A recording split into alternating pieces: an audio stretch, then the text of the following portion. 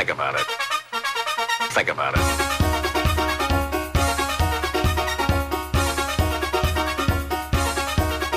Think about it.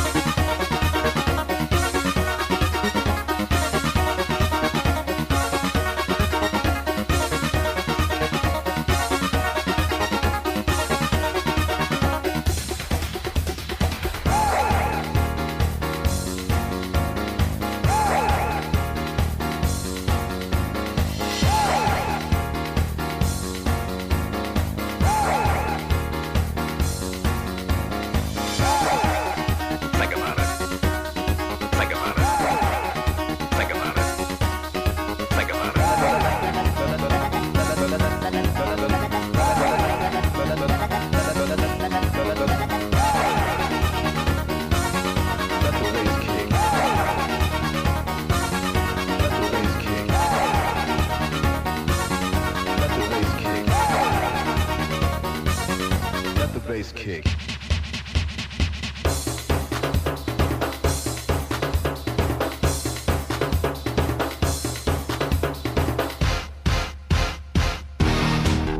Think about it. Think about it. Think about it. Think about it. Think about it. Think about it. Think about it. Think about it. Think about it. Think about it.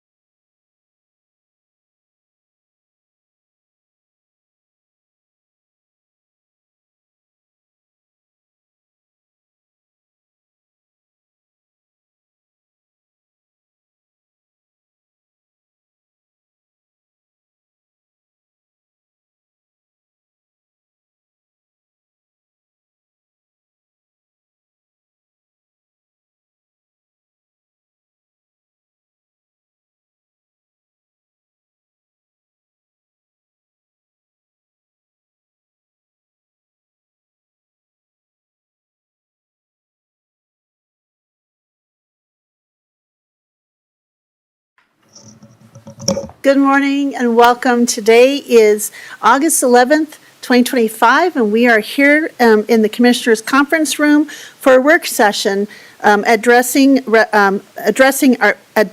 our addressing resolution.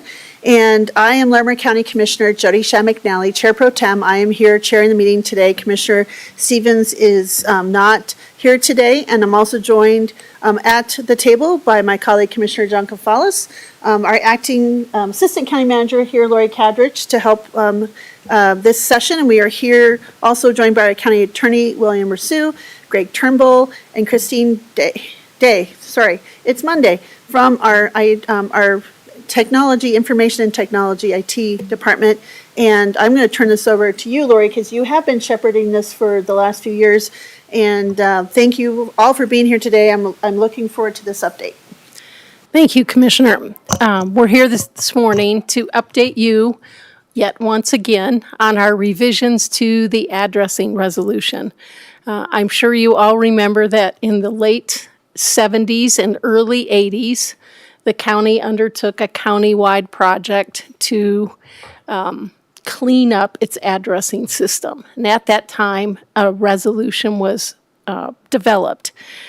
Recently, we've tried to implement that resolution as we've looked at some addressing changes that are kind of in violation of the existing resolution. And what we found was several things that were unclear in the original resolution. And so what we've been doing the last year with the help of IT is trying to figure out how to clarify the language.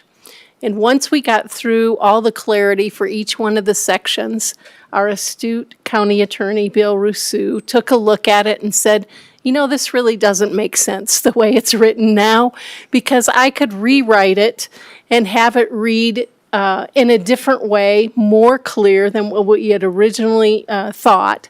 And that's what we've been doing the last few months. And so Bill has been putting his eyes on it from beginning to end.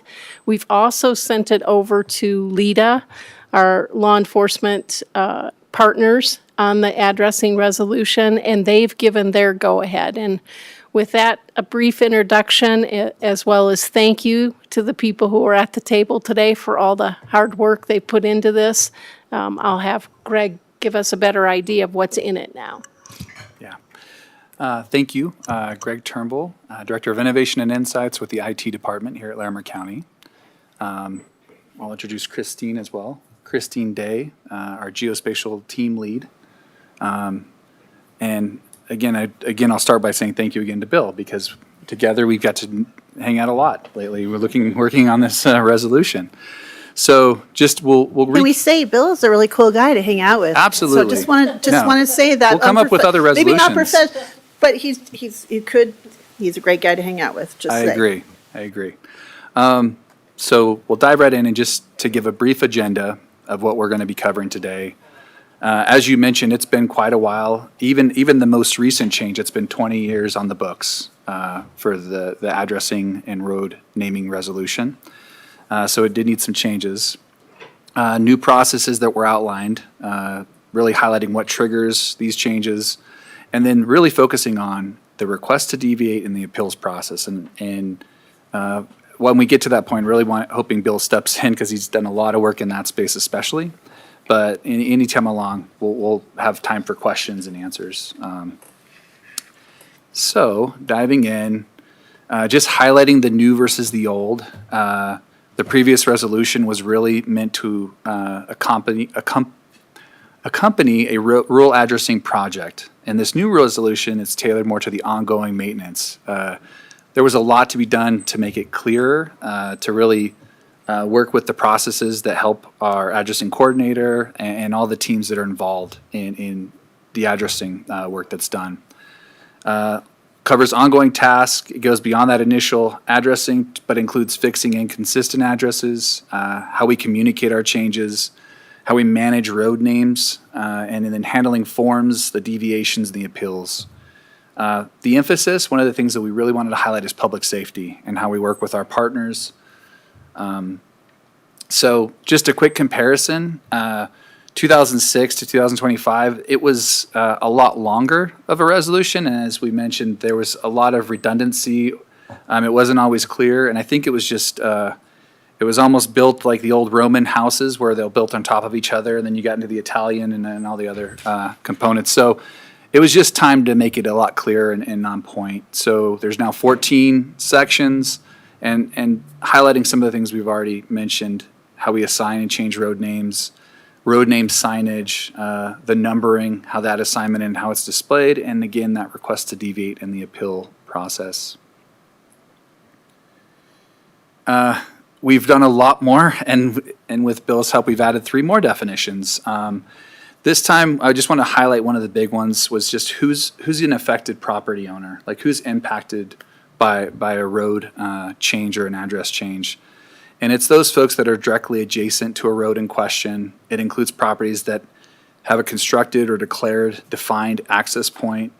It is an existing site address, could be on vacant land. What we really wanted to do with this is target the folks that are impacted. Again, if there are questions or comments during the slides, apologies.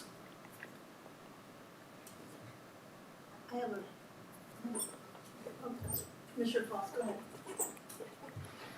Yeah, thank you, Greg, Christine. Since we're on the topic of definitions, I have this question for your consideration. And I noticed in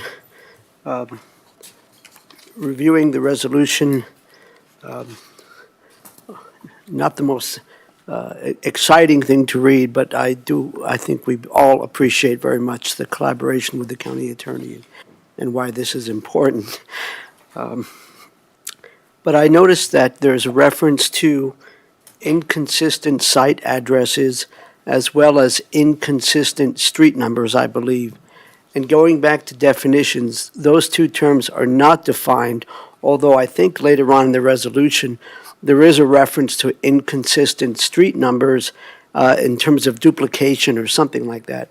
So my question is it covered elsewhere in the resolution, or should inconsistent street addresses or inconsistent street numbers perhaps be included in the definitions? I hope that makes sense. And maybe it's covered elsewhere. I just made that observation, that's all. Thank you. I'll take a shot at my input on that issue, because it's something that I struggled with too in drafting. I'm going to have you identify yourself quick. Sorry, sir. Thank Bill you. Rousseau, Larimer County Attorney. So the site address is a defined term, and site address includes a lot of components. So it includes the numbering, it includes a lot of other things. And so inconsistent site address is intended to capture any inconsistencies with any component of a site address. It can be the numbering, it could be the directional marker, it could be the sequence. If I may, Madam Chair, please. And where is that defined, in statute or no, in this resolution elsewhere? It's in the resolution, it's definition BB, site address. Oh, It's an address number, a directional, a road name, road suffix, and unit number if applicable. So the intent of using the larger definition of inconsistent site address was to capture an inconsistency with any of those components. and the same, I guess, would pertain to inconsistent street number. I think later on it does reference one component of that is duplication. But I don't know if there are other aspects of a street number that would make it inconsistent, and maybe it's, I just may have missed it. No, it is. There are certain mandatory attributes for numbers and roads, the sequencing. So I'm fine. The bottom line is that it's considered inconsistency when any of these references, at least one of those items, is in violation of that particular thing. Correct. So in the definition of inconsistent site address is that the site address is not in conformance with this resolution. So then the resolution elsewhere has the requirements for a site address. Christine, did you want to add to that? I was just gonna add just what Bill just said, is that it's the the definition of road names or roads and how they're supposed to be named, site addresses and how they're supposed to be numbered. Oh, I guess, you're- Mike. I'm sorry, Christine Day, Geospatial Services. I was just gonna echo what Bill said, is that the road naming and the site address numbers are outlined further in the resolution as to how they're supposed to be. So the inconsistency would be as if it's not consistent with how it's outlined as to the rules of the road naming and the numbering further in the resolution. So I had a question, and maybe I'm jumping a little ahead. Two questions, because I think I'll keep one for the improved efficiency. I think I'll leave that question for there. But my other question is, we have a lot of, in our unincorporated areas, especially up in maybe the Red Feather Lakes or up towards Bellevue and Livermore, some development that maybe the county, because it's a large parcel that got divided in 35 acres, and we don't really have a lot of land use involvement with that land division. Does this apply to some of those large properties that they start naming something off of the highway and then they're naming their own roads? Or are they also included underneath this resolution? When we talk about avoiding duplication and things, I know I'm getting a lot of questions from folks who live up there, like, all these are popping up, what's the oversight? But as I understand, when they're over 35-acre parcels, the county does not have as much involvement with that land process.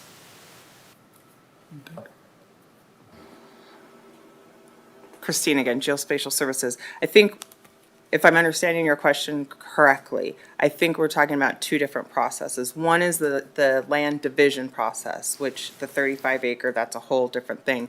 But as it pertains to road naming and addressing in unincorporated Larimer County, anywhere in unincorporated Larimer County would fall under the rules of this resolution. Even under these private developments that have private roads off, Yes. they also have to fall, that, I guess I should be clarified. Those private roads under those large divisions, since they don't have as much land use involvement, they still follow under this process, so we wouldn't have any duplication of names or them having similar names but different. We had in some of the Estes things, trying to avoid that going forward, so. That is correct. They would still fall under this resolution. Okay, thank you. Sorry I wasn't more clear. But I can almost envision what I'm thinking about, so thank you. So as you mentioned, key updates for efficiency. We really try to detail, standardize these procedures around the assignment of the address, the road naming, and the change, reducing ambiguity, emphasis on the grid and the interval addressing, mandatory consistent method for assigning those addresses, and then the communication. And Christine, it was really interesting that she kind of got this thrust.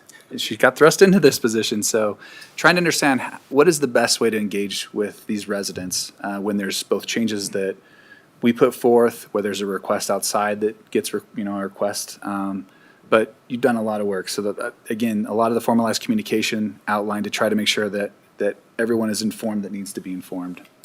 And then just that alignment to our existing street inventory system, just to proactively prevent those duplicate road names. And that street inventory system includes municipalities as well, correct, Christine? Correct. So if I have another question right there, real quick, can you just, when you say reducing ambiguity, because we heard a lot from folks that, as we went through this process early on, can you give me examples or what specifically, just one or two examples of how we did that to help reduce ambiguity? Just. I'll give one example. The prior resolution used the term road. In some places, it used different terms for road. Sometimes it said public road, sometimes it didn't say public or private road. Sometimes it said state highway, sometimes it said federal road.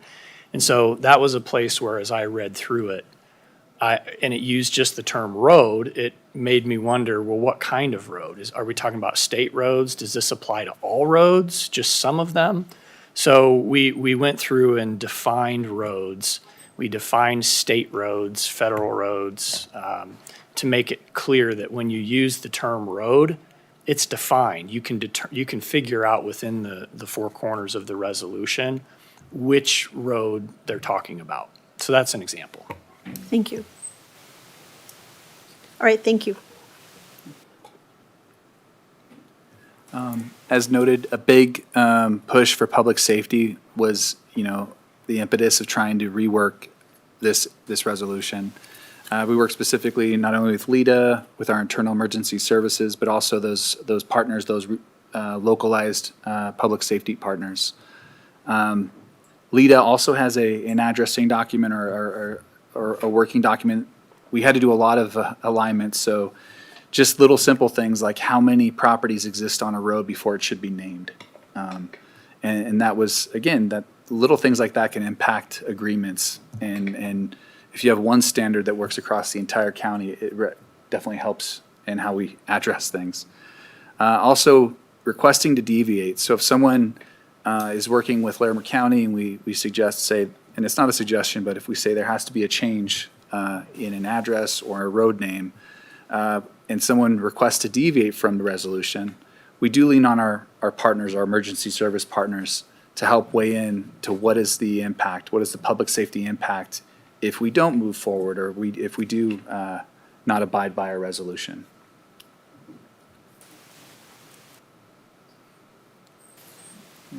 And that process, it's stated, has kind of been structured due to our experiences of having some folks who wanted to deviate, but we really needed to go forward because of the confusion with redundant names or very similar names.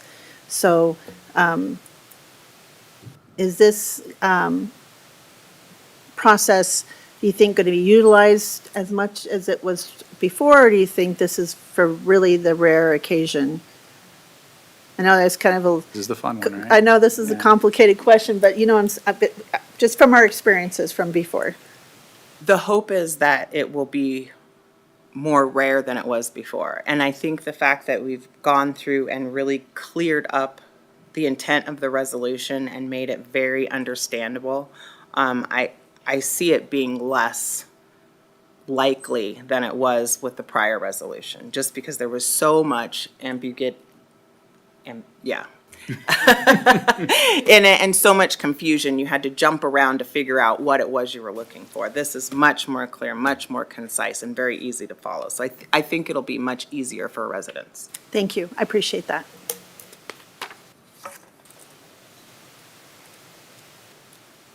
So just to highlight a few of the new processes, we always want to start with what initiates a change in a road name or an address number.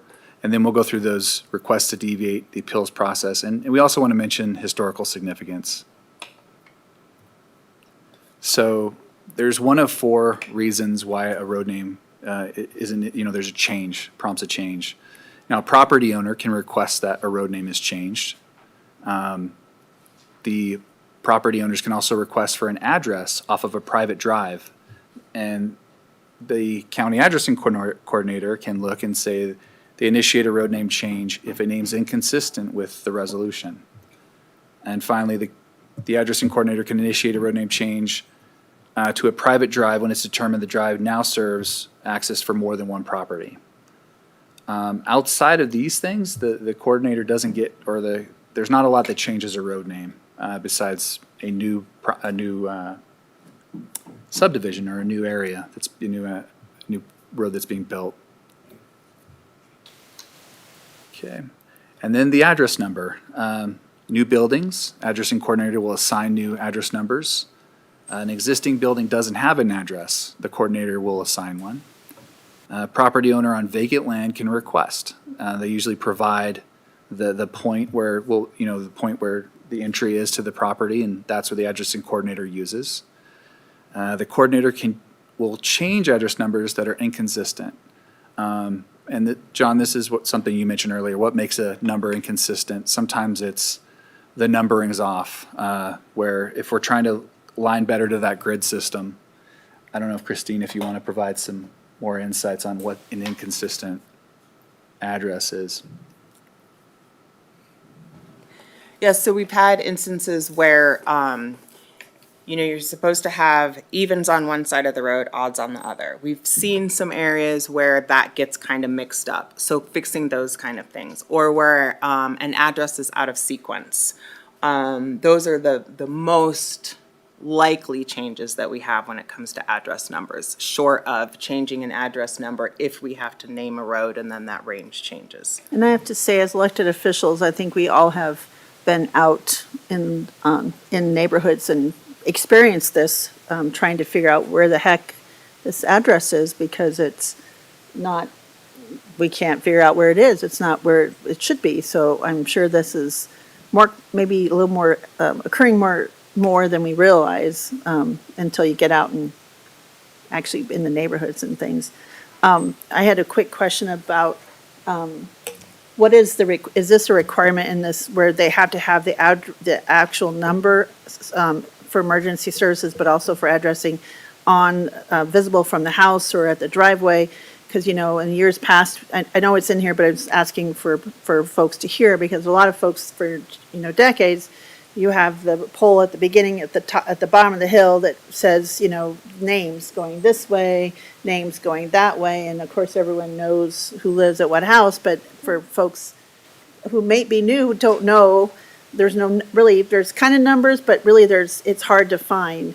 And so, I know we've tried very hard in ours, to put big, bold letters for, the reflective for emergency services, but for 2 or 3 years, people who Google would be sent all the way down to Berthoud, past Berthoud to my house. And so I know it can always rely on Google to show where things are. So I'm curious, this is part of, I'm pretty sure I saw that, but is this a requirement for how it has to be visible too?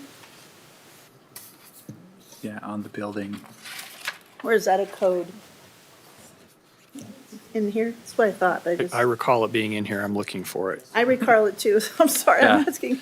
But I also wanted to kind of just say that publicly, because I know that sometimes some folks, that's still not always happening in some of the older remote neighborhoods, so.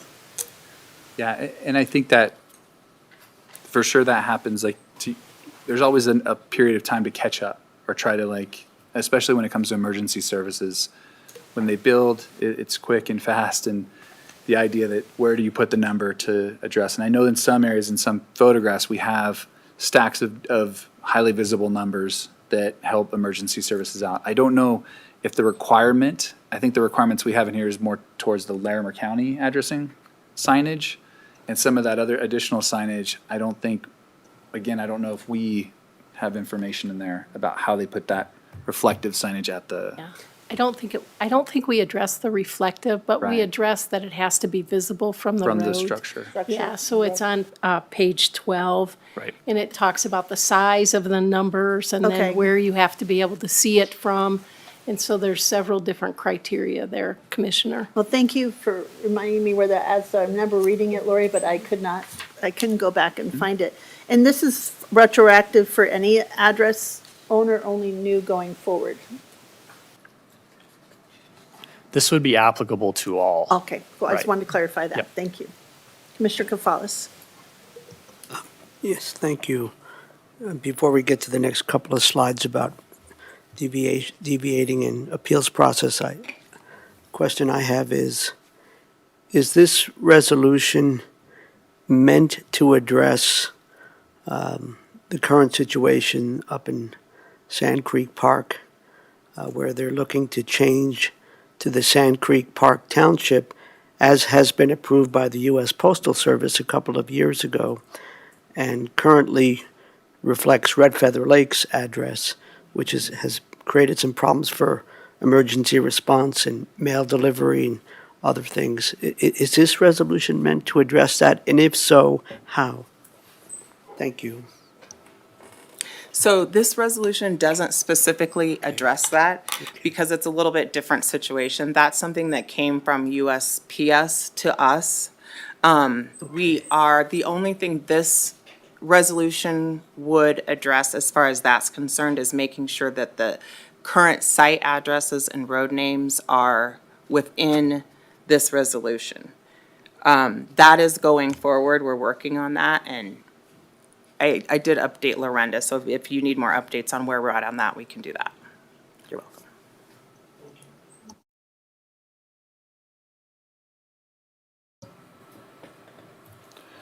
So we'll jump into the request to deviate process. Again, this is based on a decision that the addressing coordinator places that a property owner may not agree with. And this is the process to which they go through to request to deviate from the resolution. They must submit that request, must be submitted in writing, use the official form off of our addressing page on the website. There is a component, as we mentioned earlier, that there's an agency review component where we work with the public safety or the impacted public safety partners in that space to look at the request and say, if there's is awarded, if they can request this deviation, would it impact public safety in a negative way? The decision criteria, it's based on maintaining the purpose of the resolution, looking at all the returned responses from the safety agencies. It's returned in writing. The coordinator will approve or deny in writing the request. And in order for an appeal to take place, the formal deviation request is required. So they can't just jump to an appeals process. And this is just to make sure that we've documented everything, especially had that engagement with our public safety providers. There is no deviations allowed for the road naming hierarchy that's specified in the resolution. And they also can't request a change in the sequential numbering that we talked about. Like they can't jump numbers or change to the opposite sides of the road. So there's some things that we leave off of the deviation.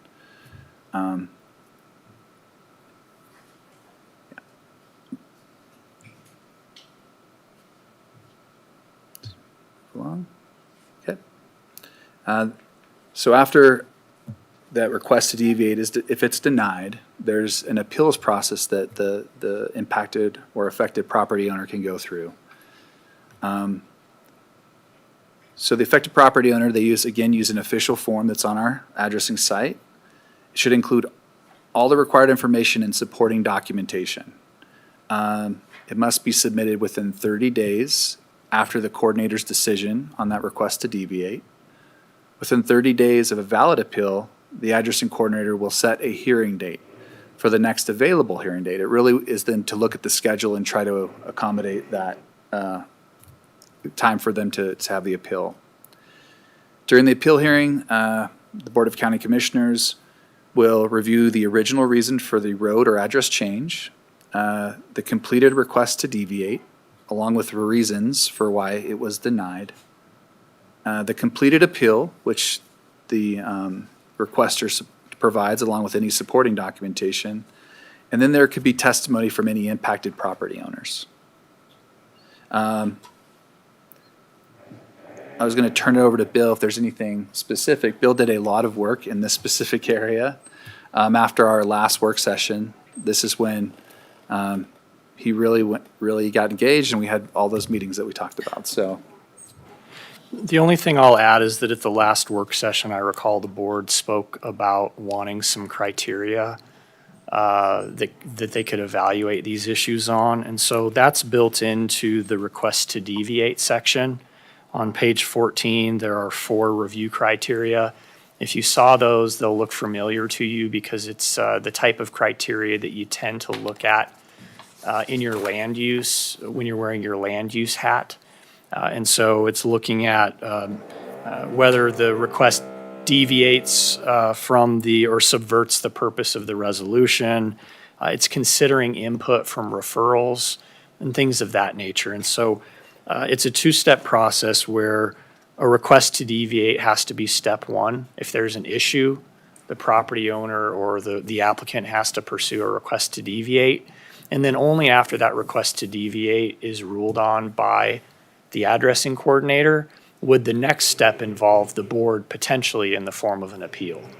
And if you get an appeal in that case, you would then be reviewing the findings of the addressing coordinator on the review criteria and evaluating whether you thought it was a mistaken conclusion or not. So that was the biggest change, was to build in specific review criteria for the deviation process. Thank you. I think that's really great to hear, and I know that is something I think all three commissioners really wanted to see, and I think it also helps with folks to understand with a lot of clarity, and it's clear what would be considered for deviation and really make this a very objective process and really define this. So I appreciate your work there, Bill. It's important. I think also for us it felt a lot of discretion a little bit there, and maybe we didn't need to have, we were trying to really make sure the public safety aspect and reducing some of that repetition of certain names or very similar names and because of those public safety concerns. So I think this helps really get a lot of structure and clarity for those folks who are looking to go through that process, and I think that's really helpful. So I appreciate all the work on that. Commissioner Gonzalez? Thank you, Madam Chair Pro Tem. Thank you again, colleagues.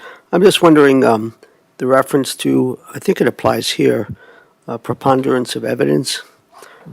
Can you speak to that? Because I think one of the reasons that one could appeal is if they believe that the administrator made a decision in error. Can you speak to that, sir? Sure. Of course, yes. So the preponderance of evidence is a term that we defined in the definitions. And it was important to set that standard so that when there is a request to deviate or a subsequent appeal, that everybody who's involved knows the standard that applies. And in this case, it's more likely than not would be another way to phrase it, or 51% versus 49%. So you have to find when balancing the criteria that the criteria has been satisfied more likely than not, or 51% to 49%. So by defining that standard in this resolution, it makes it really clear when the addressing coordinator is evaluating a request to deviate, their findings are made based on that preponderance of evidence standard, which is the same standard you all apply in the land use context. Yep.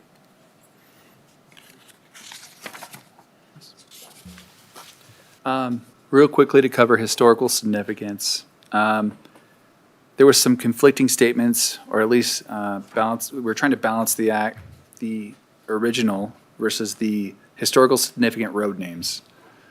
We realize that there's a lot of rich history in Larimer County, and that there's certain roads that have been around longer than cities. So we allow for road names based on historical significance with evidence and board approval. States historical significant names should be retained when feasible, but emphasizes that the ultimate, usability is the ultimate goal, and sometimes that leans into public safety. So the 2006 resolution did not provide any guidance for historical significance. We wanted to highlight what historical significance could mean. So we did give a time frame and also a definition: a place, event, person that has meaningful impact on history, culture, traditions of Larimer County or its communities, particularly if the associated events or impact of individuals occurred more than 50 years ago. There's now a form and a process where owners can make such a request as well. Sometimes that comes into play when they want to rename a road. They want to rename a road to honor someone that had such an impact on the community. But we realize that there's history, and and I think maybe the next one, we realize that there's a balance that we want to play between the history that we have here and the public safety. Commissioner Gonzalez. Thank you. I think this is where I offer the following question. I think it's the right place. And that is regarding the naming of road signs. Does this address a situation where there might be a section of a county road that we want to designate as a memorial section of the roadway to honor, someone who may not have, well, in this case, someone who may not have directly, was part of the Larimer County history, but is a very important person in the community who passed on. Does this address that? Recently, for example, And this was approved by CDOT because it was Highway 1, which is also a county road, going up to Wellington. And they approved, although I've not seen the signs yet.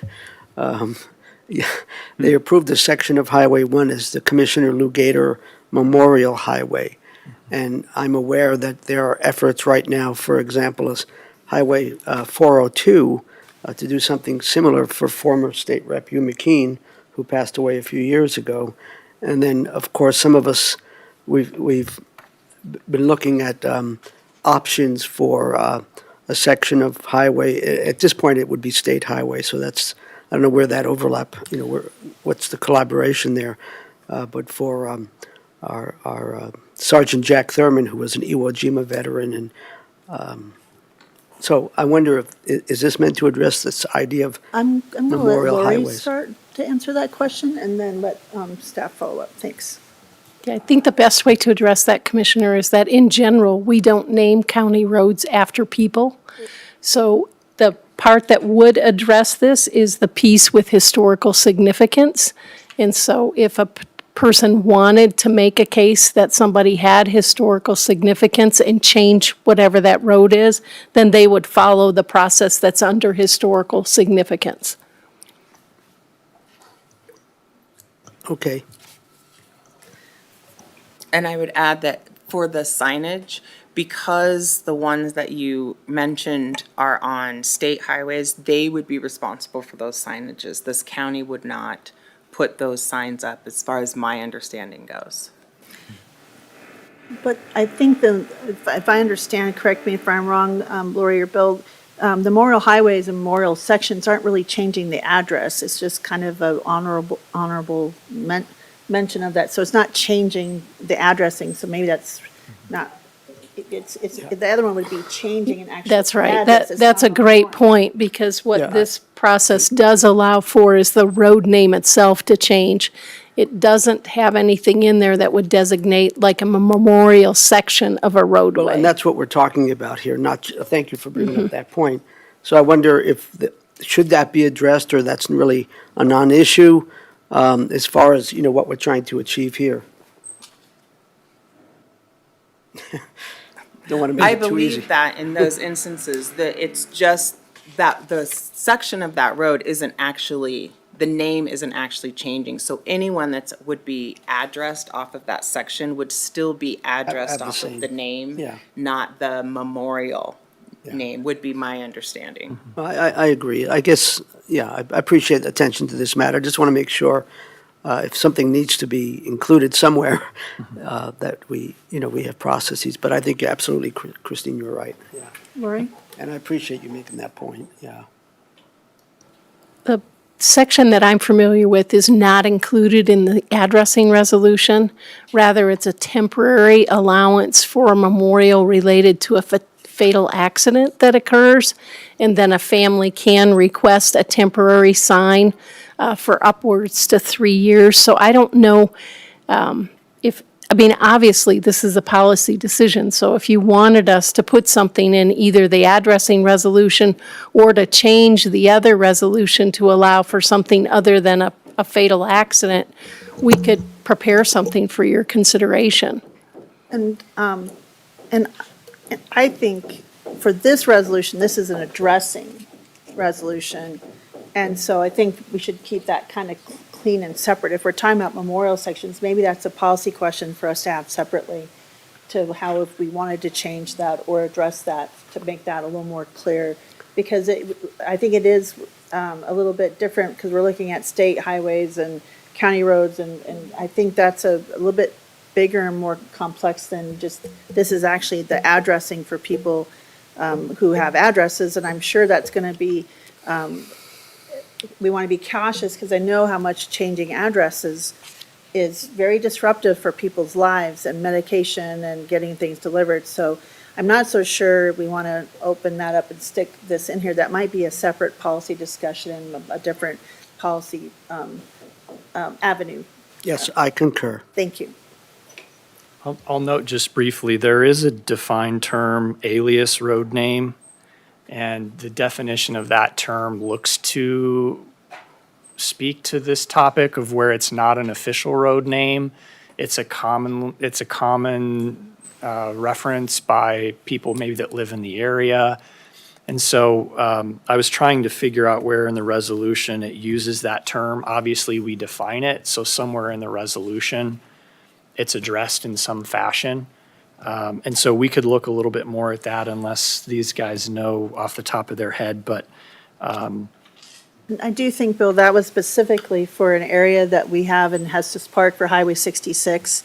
That is no longer Highway 66, but is in Estes that I still think people talk about using it as Highway 66. And so I think that was kind of why that was included in the resolution.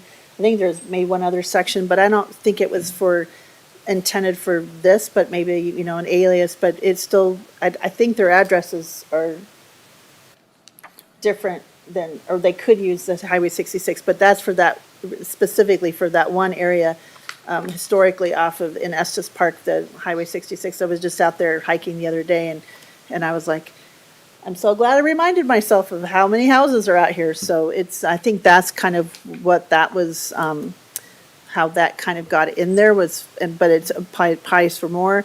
But I'm wondering if this talking about naming and memoriam sections is kind of a separate thing we should discuss separately. Yeah. Mm-hmm. Oh, Do you want, Commissioner, would you like them to look at that and think about it a little bit more? Let's get through this. Okay. I think we've already touched on it.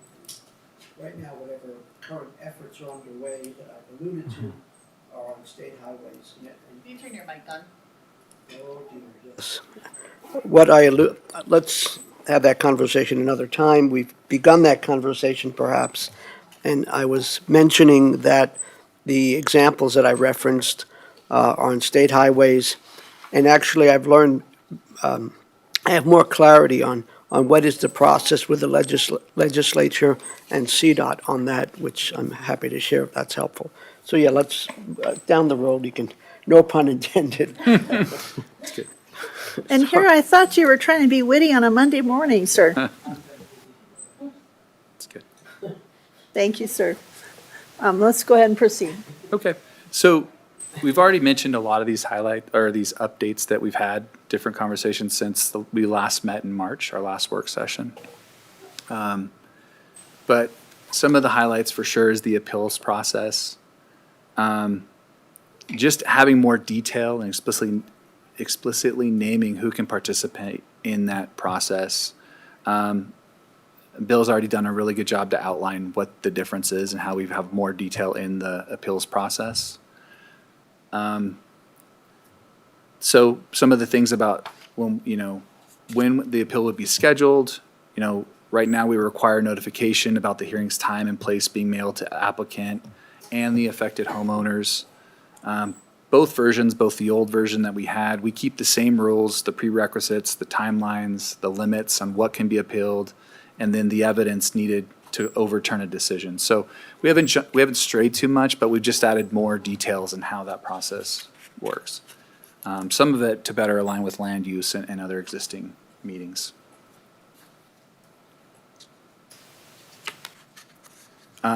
Some other high-level notable things, we've narrowed the definition of affected property owners. I think we've mentioned that before, but who has that access point or adjacent to the road that's being changed? The name changes, they must meet detailed criteria on compliance. So when someone requests a name change, we have some more guidance in there on what names are allowed. Deviations, they must show they don't undermine standards, addressing safety concerns. Again, providing more feedback for folks before they submit that request to deviate. And then just the notifications, we really highlight how those notifications, and that's just through practice as well, as Christine and her team has done the work on who to notify, when to notify, and how to make sure that the process is lined up well. That's just, we've already discussed some of these things, but just put it together on a few slides. Did want to highlight again what kind of issues have impacted, addressing issues have impacted public safety response. We went over a couple examples last time. Wanted to revisit these just to bring to mind why this addressing resolution is important.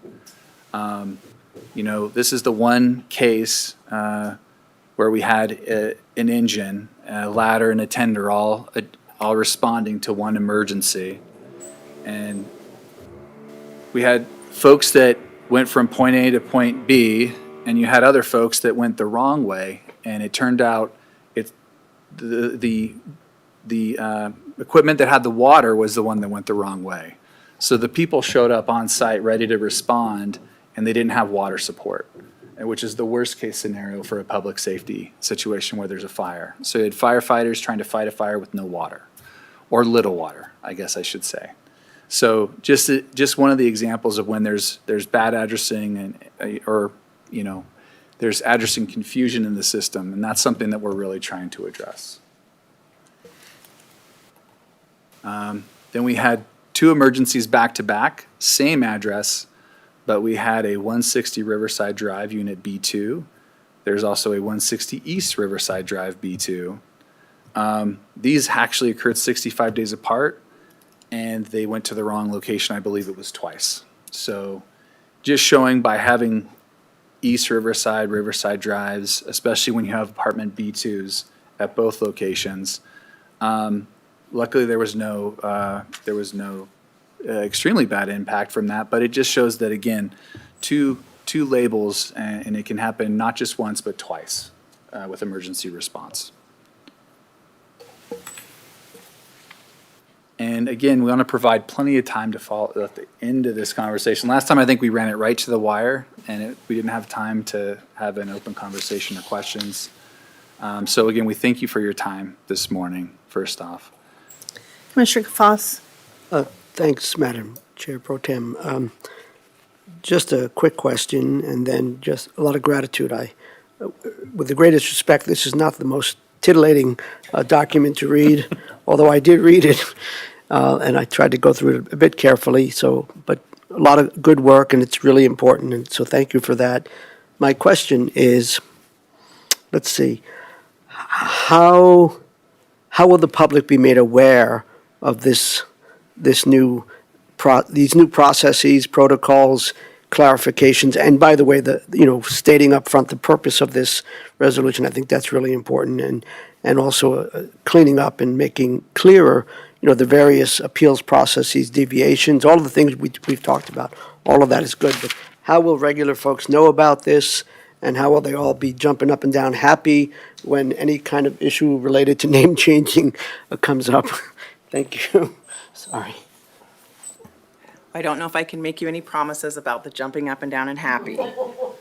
But, so when addressing first came to IT and we started working with the current resolution, we stood up a web page that has all of the information that hopefully they could possibly want regarding that. So once this resolution is signed, we will completely redo that webpage to make sure that it's very clear that this is new.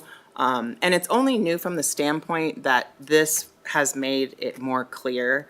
We haven't changed the original intent as far as naming and addressing and what's inconsistent.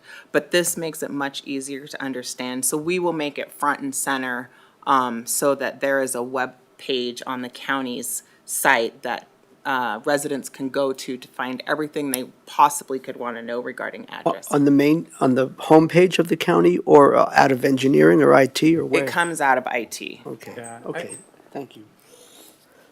I do think for sure that there'll be some cross posting, and I think at least a news release or something just to make a statement when we do the adoption that yes, there is a big change.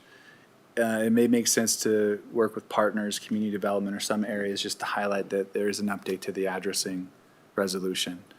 I don't know about a billboard, but something along the lines of just promotion to get it in the right places so that folks that are in that spot can engage with it. So you must be reading my line, because I had that similar thought was, at least we need to talk about cross-department through community development, as you said, and also I'm wondering if OEM also needed to have the update, our sheriff's department, all of those folks to know that this is in place, and also our municipal partners, so they're aware of that policy, because maybe they want to align with, or at least look, so we have a, because I know I get questions from people inside of municipalities, like, well, they're similar names, and where are you letting them do that? Like, well, that's not our jurisdiction. So I just wanted to kind of also share that with them, so in case it sparks questions for their elected bodies or their staff, they know that maybe we're changing this in our process, and sometimes folks think maybe the county has jurisdiction on areas that we don't. And so I think that would be really important to make sure we're kind of just reaching out and sharing with them. And then I think with our volunteer fire departments and some of those folks that respond, and our partners there, Thompson Valley and some of those departments, I think that's important, just so they know there's a policy. And then if they have any questions, then they can maybe say, well, I didn't know the county did that. I'd rather have them know this is happening, and then they have that information. Then if they get questions, then they feel like they were informed beforehand. I don't like surprises. I'm sure that, well, unless it's a birthday cake or something, but I think for our partners, it'd be great not to do that. I know this has been a long and interesting road that we've had to kind of circle back and retread some trail. But I do think after a policy that maybe was appropriate for 20, 25 years ago, with conditions of in a population that wasn't as fast growing as it is now, and now we're trying to meet the needs of growth and people moving into areas, and also public safety concerns, and then having 4.5 million people visiting a certain area of the county warranted maybe an updated process and resolution and needs that needed to be addressed. So we don't have some of those things happen again. We did have a bad outcome in one of those that did not get to where it needed to go. We didn't, but there was a bad outcome. And I think knowing, having that historical perspective is really important, because there's a lot of folks who are very invested and kind of that lived around for a while. It's really true to their hearts. But I think we've really done it. You all have done a great job, and as Commissioner said, it maybe is not the most exciting thing to do, but it's a very important and critical thing to do, because addressing may seem it is really not a frivolous thing. It's really, and you can't just do it off of GPS and cell phones. This is really important for people's safety, commerce, getting medications delivered, folks trying to find where they need to go. And it's really something that is still really important to have these noticed and marked, and going forward that we have a clear process. And hopefully we set this up. Maybe they won't need to change it ever again, because Bill's done such a great job going back through here and putting more things in there. And I mean that with all sincerity and respect. We really try to envision something that will last for a long time, so that we don't encounter any more of these, like you said, 65 days. That's was so close. I mean, who would ever have thought, right? And so I think, I think back to when my husband and I were in grad school and stuff, and it was a Portland address, a Tigard zip code, and a different town school district, and we had a different fire department from a different town covering our area. But the road was very famous, and everyone knew where it was. But it was such an old neighborhood. It was just so confusing, because the zip code didn't go with the address. So it was just interesting times, and that's what happens as communities grow. And I do want to thank you for your diligence on this. I know it hasn't always been the most joyous project, and I appreciate you sticking with it and persevering and getting this resolution done, so that we can move forward and have a good process we all feel confident in. And I think this is well done, and I appreciate each and every one of that. And Lori, you've been very much shepherding this, and I appreciate that. And Bill, your expertise is always so valued, and thank you for speaking up, because we don't know what we don't know, and it's good to have that perspective. And Christine, you have been all of this. You have really written all of this out, and have been having some really good conversations that have been often not always kind and clear, but with our residents. But now hopefully we have this in place. And I want to just thank you all for your diligence with this, because it is, as we all know, this is a more of a issue that can really draw out responses from residents than maybe others, because it does impact their daily life. So I just wanted to make sure you all know how much I really appreciate this. Commissioner Stevens isn't here today. I'm sure we'll get a copy if you have an extra one for her, so in case she has any questions. But I think that I'll make sure to make note, or maybe Lori can, just make sure she kind of has any questions. But I think some of her, she had similar questions, so I think those have been addressed. But unless, Lori, you want to close this out? Yes, thank you, Commissioners. Just a couple of things I think to highlight. With the updates on the resolution, we would like the Commissioners and the community to know that we're completely aligned with our law enforcement telecommunications agency, which is, the acronym is LEDA. So we don't have differing standards for how to name roads. We are completely aligned in that standpoint, and they will participate as a review agency. And so we're delighted to report that. We also started, a year and a half or 2 years ago now, with addressing the residents' questions in updating the resolution, and we feel like we've done a good job in doing that. A couple of times we've sent out the draft to residents and had them continue to make comments on it, and so we feel like we've addressed their concerns. We know that our Office on Emergency Management is very supportive of getting the resolution updated and actually making the changes to road names, because in their experience, road name confusion has caused a lot of challenges, especially in disaster response and recovery. And then finally, I would just say that you do have an appeal coming up on an addressing question. It will not be following this new resolution. It will be following the old resolution. So if you do have questions or concerns, or you're thinking, I read this and I'm wondering how come we're not following this or doing that, it's because we're following the old resolution and not the new, although we think we're pretty well matched for both of them. Thank you. Any other comments or questions? Great. Well, 11:59, we are adjourned. Thank you, everyone. Have a great day.